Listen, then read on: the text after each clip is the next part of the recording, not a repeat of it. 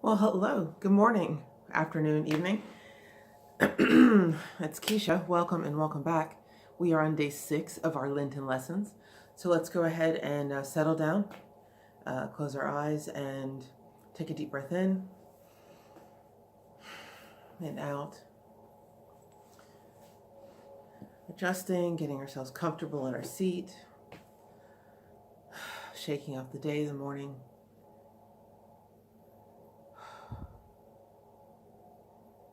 Deep breath in, feeling present, and out.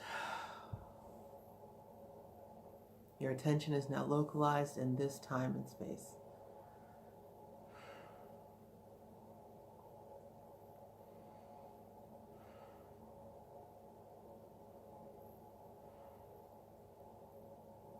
See a column of bright light coming down around you.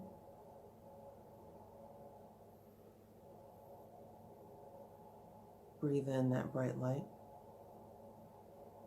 Feel it quickening all that it touches. Feeling ourselves made whole. Quickened, sparkling, radiant.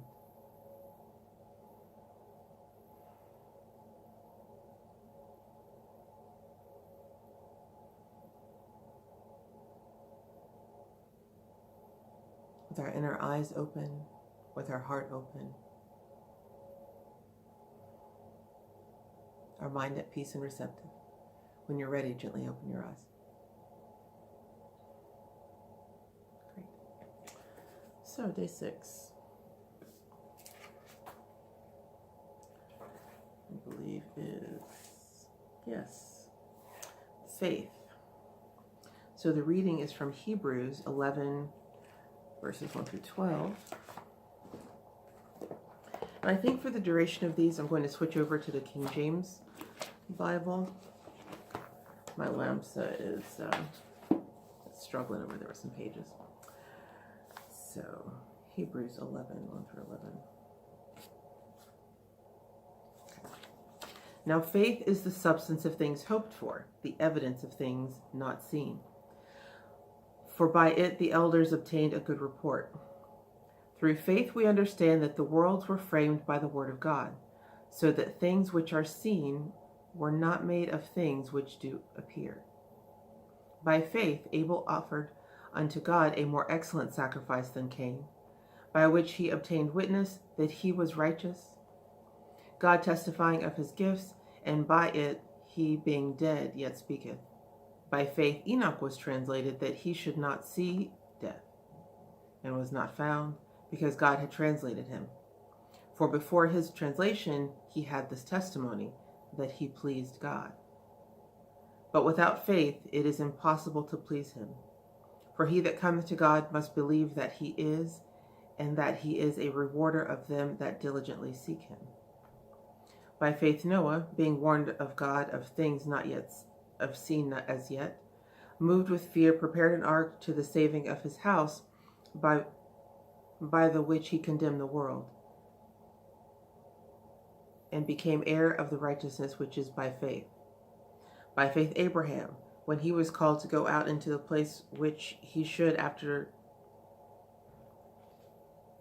receive for inheritance, obeyed, and he went out, not knowing whither he went.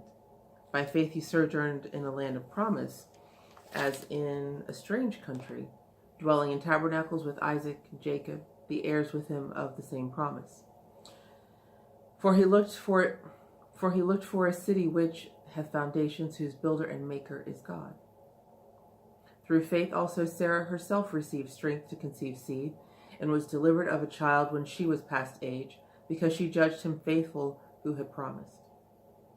Therefore sprang there even of one, and him as good as dead, so many as the stars of the sky and the multitude, as the same which is by the seashore innumerable.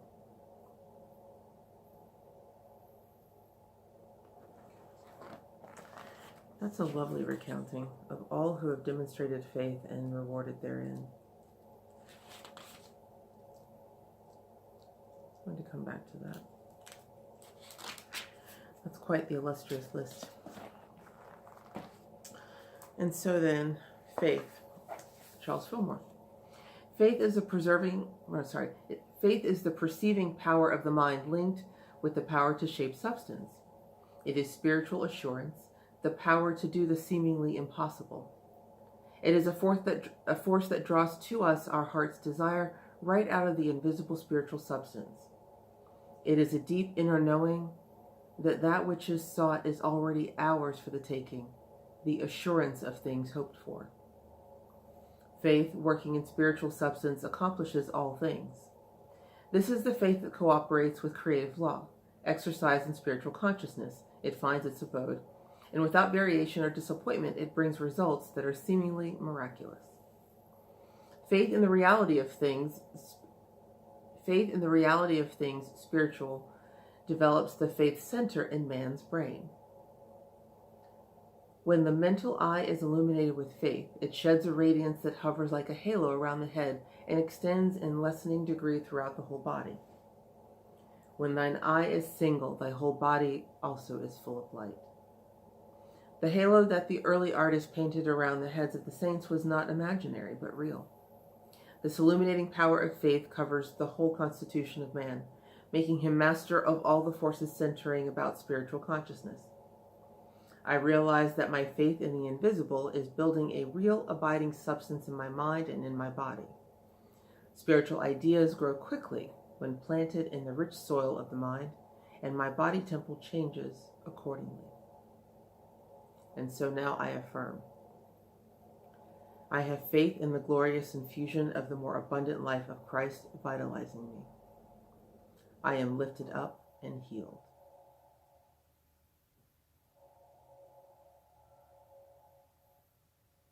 So let us go into this day with faith and come back tomorrow. We'll see you.